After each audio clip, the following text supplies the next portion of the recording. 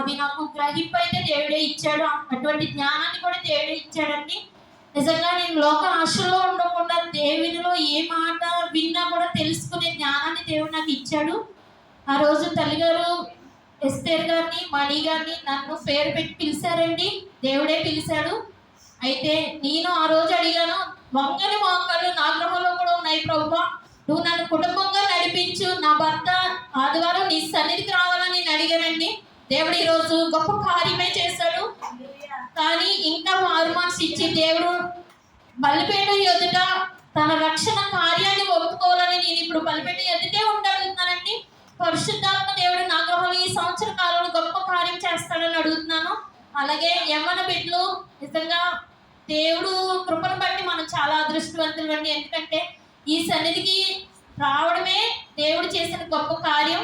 మన బిడ్డలు మన వెనకాల రావాలన్నది ఏం రూల్ లేదు. దేవుడే వాళ్ళ హృదయాన్ని మార్చి మన వెనకాల నడిపిస్తున్నాడండి.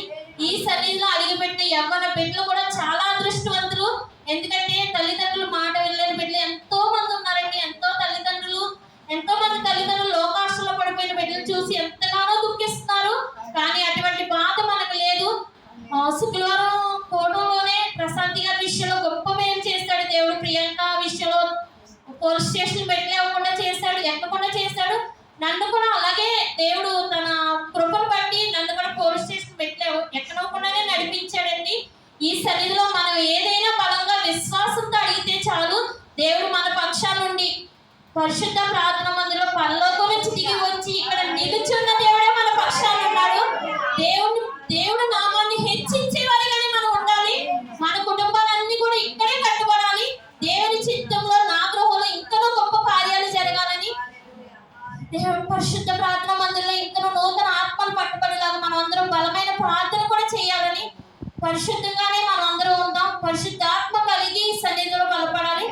మన దైవజనుని ఇంకా బలమైన దైవజనులుగా అభిషేక కోటాలో నిలబెట్టేలాగా మనం అందరం ప్రార్థన చేద్దామండి.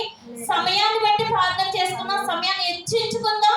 ఎందుకంటే దూర ప్రాంతంలో ఉన్న వారు నిజంగానే రాలేరు కాబట్టి గృహంలో ఉంటే సమయాన్ని హెచ్చించుకొని ప్రార్థన చేసుకుందామండి.